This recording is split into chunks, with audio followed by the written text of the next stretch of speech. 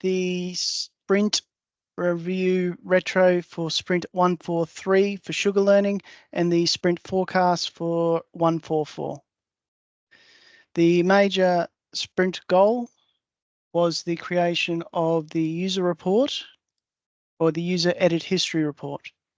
Using the user edit history, we are able to view the items that a user has edited in a given period of time, as so.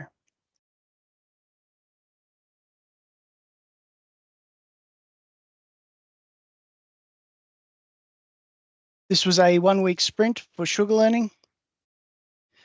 I'm the product owner, attendees of this meeting, myself, Tom, Baba, Jim, and Ozer. There were 187 hours billed between Jim, Baba, Tino, Tom, Ozer, and myself. Important items conducted. Firstly, the sprint goal with the user edit history report. There are also several bugs investigated, including ensuring that the items view counter displays the correct number of lines for the user's activities with the item. Investigating the argument exception that was appearing during thumbnail generation, and investigating reports of a chunk missing from the front end. Monitoring was conducted and work was also completed on correcting a non-user visible error with the health check and improving the error message displayed when a user attempts to, when an admin attempts to remove a user from a module that they are a member of by virtue of being a member of a group. Work will continue on these items, which I'll discuss in the forecast.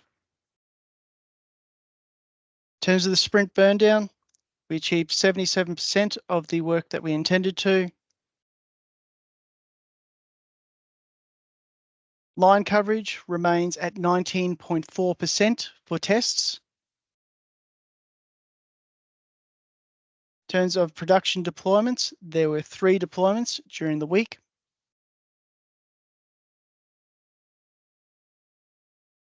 In terms of application health, failed requests decreased from 135 to 688. And total unique users have decreased from 154 to 127. Authenticated users have decreased from 76 to 69. There was no progress on the product roadmap due to the number of bugs that were being dealt with during the previous sprint. No experimental work was conducted. In terms of the retrospective, what went well, we had a large burn down in excess of 75%. The KPI reporting feature, that is the user edit history, has been released without issues from the user raised by users. Jimsy recorded a done video for that feature, and Ozer complemented the video.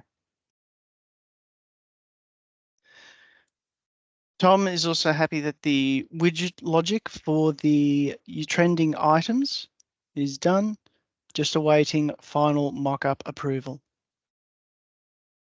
In terms of what didn't go so well, Tino is sick and we are looking forward to his hopefully quick recovery. That is all for the retro. Moving on to the forecast. For sprint 144, the sprint goal will be to correct an issue seen where the wrong user is being reported as having conducted actions. This is the sprint goal due to its potential seriousness. This is a 1-week sprint with the review meeting being conducted on Tuesday, the 21st of May. Attendees, myself, Tom, Jim, Ozair, and Boa. In terms of the work being conducted, we have the sprint goal as discussed. We are continuing work on resolving a mismatch in the handling of dates in the front end. We're resolving an issue with the search functionality, where if a particle such as A is used, then there is excessive spacing. This will remove the excessive spacing and present a better view to the user when viewing search results. We'll also be trying to get approval for the Chinafy architecture. Jim has conducted work on determining the expenses, and with the approval for funding, we will then be in a position to further approve the Chinafy work. Also be an investigation into the SMS provider to be used for SugarLearning China. We'll be correcting warnings that are appearing during deployment, non-serious warnings. Tom will be continuing work on the recently viewed edited items widget. We intend to conduct work to add phone number and full name to registration profile through SSW identity to support the Chinafy work.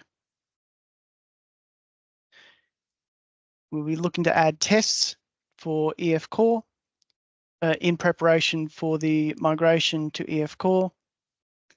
And the last PBI is the monitoring task that we conduct every sprint.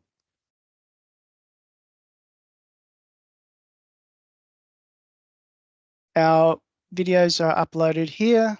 That is all for this week. Gentlemen, catch you next week. Yeah.